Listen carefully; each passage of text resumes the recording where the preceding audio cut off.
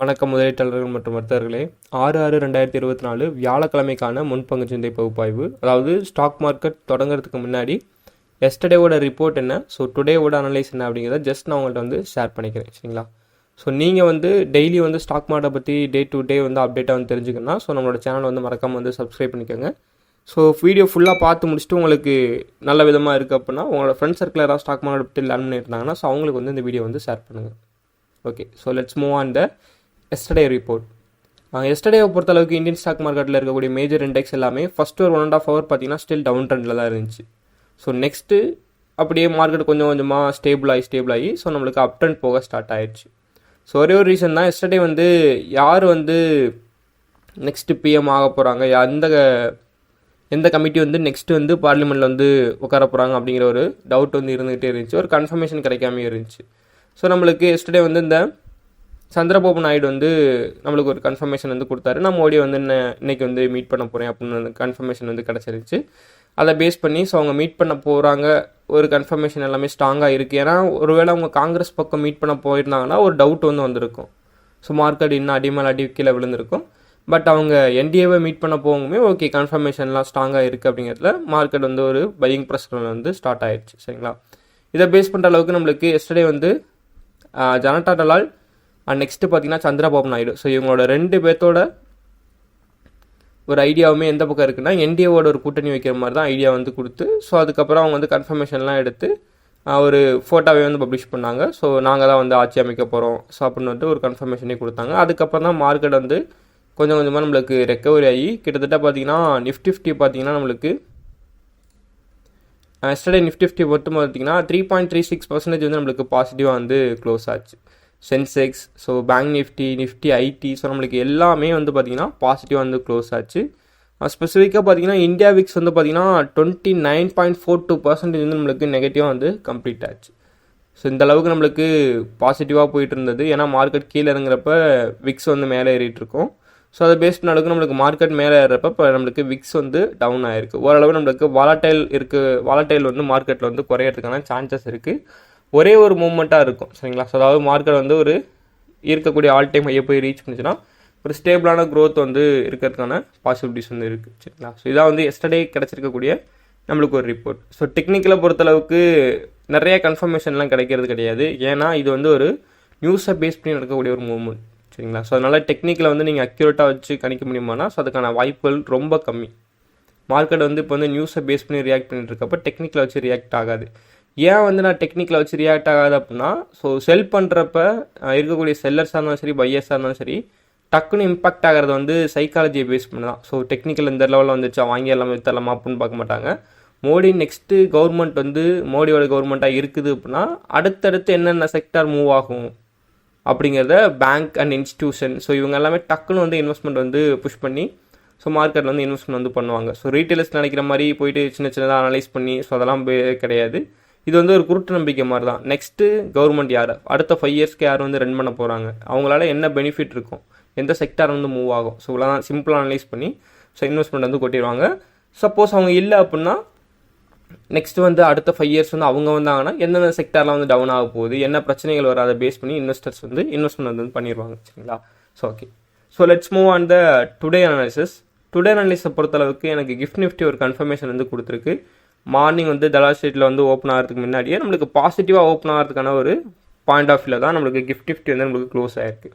Gift Nifty நம்மளுக்கு 2:04 AM today எப்படி close ஆகிருக்கு அப்படின்னு பார்த்தீங்கன்னா 0.94% நம்மளுக்கு பாசிட்டிவ் க்ளோஸ் ஆகிருக்கு. அதாவது ஒரு 210 பாயிண்ட்ஸ் நம்மளுக்கு பாசிட்டிவாக க்ளோஸ் ஆகிருக்கு. ஓகே, ஸோ அப்போ நம்மளுக்கு நிஃப்டி 50 இண்டெக்ஸ் ஓப்பன் ஆகிறதுக்கு முன்னாடியே நம்மளுக்கு நிஃப்டி 50 ஒரு 200 பாயிண்ட்ஸ் கேப் அப்பில் ஓப்பன் ஆகிறதுக்கான பாசிபிலிட்டிஸ் இருக்குது. சரிங்களா? யூஎஸ் மார்க்கெட்டை பொறுத்தளவுக்கு டவ் ஜோன்ஸ், நாஸ்டாக், S&P 500 எல்லாமே நம்மளுக்கு பாசிட்டிவ் க்ளோஸ் ஆகிருக்கு. அதுவும் நாஸ்டாக்கும் S&P 500 பார்த்தீங்கன்னா more than 1% பாசிட்டிவ் நம்மளுக்கு கம்ப்ளீட் ஆகிருக்கு. ஓகே, ஸோ கமாடிட்டிஸை பொறுத்தளவுக்கு நம்மளுக்கு குரூடாயிலும் பிரண்ட் குரூடாயிலும் பார்த்தீங்கன்னா more than 1% பாசிட்டிவ் கம்ப்ளீட் ஆகிருக்கு. ஸ்பெசிஃபிக்கலி பார்த்தீங்கன்னா ஏடிஆரோட பர்ஃபார்மன்ஸை பொறுத்தளவுக்கு ஆல் ஏடிஆர்ஸ்மே நம்மளுக்கு நெகட்டிவாக கம்ப்ளீட் ஆகிருக்கு. சரிங்களா? அதுலேயும் பார்த்தீங்கன்னா HDFC பேங்க், ஆக்சிஸ் பேங்க்லாம் பார்த்தீங்கன்னா 0.4% எபோவ், அதாவது எபோவ் 4% நம்மளுக்கு பாசிட்டிவ் கம்ப்ளீட் ஆகிருக்கு. ஸோ இதுதான் நம்மளுக்கு குளோபல் மார்க்கெட்டை பொறுத்தளவுக்கு கிடச்சிருக்கக்கூடிய ரிப்போர்ட். சரிங்களா? அண்ட் நெக்ஸ்ட்டு பார்த்தீங்கன்னா எஸ்டர்டே சம் இம்பார்ட்டண்டான மூமெண்ட்டை பொறுத்தளவுக்கு நம்மளுக்கு என்ன நடந்திருக்கு அப்படின்னா, என்எஸ்சி வந்து ஒரு வேர்ல்டு லெவலில் வந்து ஒரு என்எஸ்சியை பொறுத்தளவுக்கு வேர்ல்டு லெவலில் வந்து ஒரு ரெக்கார்டை வந்து கிரியேட் பண்ணியிருக்கு. என்னென்னா என்எஸ்சி வந்து எஸ்டர்டே வந்து பார்த்தீங்கன்னா 1971 crore ஆர்டர்ஸ் வந்து புக் ஆகியிருந்திருக்கு என்எஸ்சியோட ஆர்டர்ஸ்லேருந்து. சரிங்களா, 28.55 crore வந்து ட்ரேட்ஸ் வந்து எஸ்டர்டே வந்து நடந்திருக்கு. இது வந்து என்எஸ்சியோட சிஇஓ வந்து நம்மளுக்கு பப்ளிஷ் பண்ணியிருக்காங்க. சரிங்களா, ஸோ ஆல்ரெடி உங்களுக்கு தெரிஞ்சது தான். 292 வந்து யாருன்னா ஸோ என்டிஏ. ஓகே, இந்தியா வந்து பார்த்தீங்கன்னா 234, அதர்ஸ் பார்த்தீங்கன்னா 17. ஸோ இப்போ மெஜாரிட்டியாக இருக்கிறது யாருன்னா என்டிஏ. ஸோ இவங்க தான் வந்து நெக்ஸ்ட் பார்லிமெண்ட் வந்து அமைக்க போகிறாங்கிறத நம்ம ப்ரீவியஸ்லேயே வந்து சொன்னோம். ஸோ இப்போ இதை பேஸ் பண்ணுற அளவுக்கு நம்மளுக்கு என்ன கன்ஃபர்மேஷன்லாம் கிடச்சிருக்கு அப்படின்னா, ஸோ மார்க்கெட் வந்து ஓரளவு ஸ்டேபிள் ஆகிறதுக்கு இன்னும் நம்மளுக்கு ஆல் டைம் ஹையை போயிட்டு ரீச் பண்ணணும். சரிங்களா, ஸோ ஓரளவு நீங்கள் பொசிஷன் எடுக்கிறீங்க அப்படின்னா உங்களுக்கு சம் கன்ஃபர்மேஷன் இன்ட்ராடேவை பொறுத்தளவுக்கு டெக்னிக்கல் கன்ஃபர்மேஷன் கிடைக்காம இருக்காது. ஸோ அப்போ உங்களுக்கு டெக்னிக்கல் கன்ஃபர்மேஷன் கிடைக்கிறப்ப ஸோ நீங்கள் லாங் பொசிஷன் ட்ரேடிங் இருக்கிறது உங்களுக்கு கொஞ்சம் பெட்டராக இருக்கும். சரிங்களா, ஸோ இதான் வந்து என்னோட ஒரு suggestion. Okay, so next let's move on the technical analysis. அதாவது நிஃப்டி, பேங்க் நிஃப்டி, ஃபின் நிஃப்டிக்கான லாங் டேர்ம் கன்ஃபர்மேஷன் என்ன, ஷார்ட் டேர்ம் கன்ஃபர்மேஷன் என்ன அப்படிங்கிற என்னோட வியூ வந்து ஜஸ்ட் நான் உங்கள்கிட்ட ஷேர் பண்ணிக்கிறேன். Nifty index so 1 day time ஃப்ரேமில் இருக்குது. ஸோ லாங் டேர்மோட அனலைஸை பொறுத்தளவுக்கு மார்க்கெட் வந்து எஸ்டே வந்து ஒரு ஸ்ட்ராங் சப்போர்ட் வந்து எனக்கு எடுத்துச்சு. ஸோ இந்த கேண்டில் பார்த்தீங்கன்னா ஒரு வீக் வந்து லோ வீக் இருக்குல்ல, இந்த வீக் வந்து நம்மளுக்கு ஸ்ட்ராங்கான சப்போர்ட் வந்து எடுத்துகிட்டு ஸோ மார்க்கெட் நான் இந்த லெவலில் போயிட்டு அகெயின் சப்போர்ட் எடுத்துகிட்டு கீழே விழுகிறதுக்கான பாசிபிலிட்டிஸ் இருக்கும் அப்படிங்கிறது தான் என்னோட எக்ஸ்பெக்டேஷனாக இருந்துச்சு. பட் நல்ல ஒரு குட் நியூஸாக வந்து பப்ளிஷ் ஆகிட்டே இருக்கனால ஸோ மார்க்கெட் வந்து ஸ்டில் ரெக்கவரி ஆகி நம்மளுக்கு ஒரு அப் ட்ரெண்ட்லேயே வந்து கம்ப்ளீட் ஆகிடுச்சு. சரிங்களா, ஆனால் எந்த அளவுக்கு மார்க்கெட் விழுந்துச்சோ அந்த அளவுக்கு ஏறலை. ஸோ நம்மளுக்கு பாதி வரைக்கும் ரெக்கவரி ஆகிருக்கு. ஸோ அனதர் பாதி இன்றைக்கி ஸோ அடுத்தடுத்த டேஸ் வந்து நம்மளுக்கு ரெக்கவரி ஆகிறதுக்கான சான்சஸ் இருக்குது. சரிங்களா, ஸோ ஷார்ட் டேர்மோட கன்ஃபர்மேஷனை பொறுத்தளவுக்கு நிஃப்டியில் நீங்கள் ட்ரேட் எடுக்கிறீங்க அப்படின்னா ஸோ இன்றைக்கி வந்து நிஃப்டியோட எக்ஸ்பைரி டே. சரிங்களா, வீக்லி எக்ஸ்பைரி டே. ஸோ சேஃபாக வந்து ட்ரேடை வந்து எடுங்க. இதை பொறுத்தளவுக்கு எனக்கு ஒன்ஸ் வந்து 22,572 மார்க்கெட் இருக்குது, 22,649 அப்படிங்கிறப்ப 572, 672, 772. ஸோ கிட்டத்தட்ட அந்த 22,790 மேலே கூட ஓப்பன் ஆகலாம், இல்லை அந்த பர்டிகுலர் பிளேஸ்க்குள்ளே ஓப்பன் ஆகணும்னு வச்சுக்கோங்களேன். மார்க்கெட்டை ஒன்ஸ் நம்மளுக்கு இதை பிரேக் ஆகுது அப்படிங்கிறப்ப நம்மளோட ட்ரேடை வந்து எக்ஸிக்யூட் பண்ணலாம். ஸோ இந்த லெவல் ரொம்ப முக்கியம். 22,800 அது வரையும் உங்களோட டார்கெட் வைங்க. அதுக்கப்புறம் ட்ரைலிங் ஸ்டாப்லாஸ் யூஸ் பண்ணி நம்மளுக்கு மார்க்கெட் வந்து நல்லா க்ரோத் கொடுச்சுன்னா நீங்கள் ஆல் டைம் ஐயை பிரேக் பண்ணாலும் கூட நீங்கள் தாராளமாக உங்களோட ட்ரேடை வந்து எக்ஸிக்யூட் பண்ணலாம். சரிங்களா, நெக்ஸ்ட்டு பார்த்தீங்கன்னா பேங்க் நிஃப்டி. பேங்கிங் ஸ்டாக்ஸ் வந்து நல்ல ஒரு பர்ஃபார்மன்ஸ் வந்து கொடுத்துட்ருக்கு. சரிங்களா, எல்லா அதாவது ஆல் இண்டெக்ஸுமே பொறுத்தளவுக்கு நம்மளுக்கு ஒரு ப்ரீவியஸ் டே வந்து நல்ல ஒரு க்ரோத் வந்து கொடுச்சு எல்லோரும் என்ன பண்ணியிருப்பாங்க அப்படின்னா இந்த இதில் போயிட்டு வாங்கியிருப்பாங்க. ஏன்னா கன்ஃபர்மேஷன் கிடச்சது அப்படின்னா இருக்கக்கூடிய எல்லா social media news and news companies எல்லாமே பப்ளிஷ் பண்ண என்னென்னா ஸோ நம்மளுக்கு என்டிஏ கன்ஃபார்மாக வரும், மெஜாரிட்டியில் வந்து அவங்க தான் பிடிப்பாங்க. ஸோ அப்படிங்கிற கன்ஃபர்மேஷன் வந்து கிடச்சிருந்துச்சு.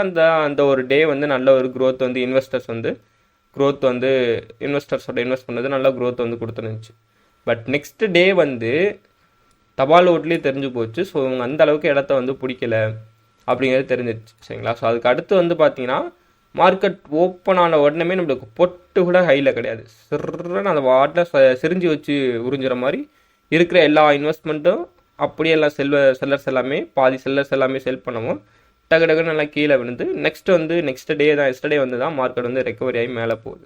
ஸோ இந்த மாதிரி எலெக்ஷன் டைம் மற்ற இன்னும் சம் இம்பார்ட்டண்டான ஈவெண்ட்ஸ்லாம் இருக்கிறப்ப டெக்னிக்கலாக பார்க்காம ஈவெண்ட்ஸ்க்கான மூவ்மெண்ட் என்ன கிடைக்குது, அதாவது ஈவெண்ட்ஸை பேஸ் பண்ணி ஒரு இன்வெஸ்டராக எப்படி யோசிப்பாங்க அப்படிங்கிறத பார்க்கணும். ட்ரேடராக இல்லாமல் இன்வெஸ்டராக எந்த மாதிரி யோசிப்பாங்க, எப்படி செல் பண்ணுவாங்க, எப்படி பை பண்ணுவாங்க அப்படின்னு யோசிச்சிங்கன்னா ஸோ தாராளமாக நம்ம அந்த இடத்துல ட்ரேட் எடுக்க முடியும்.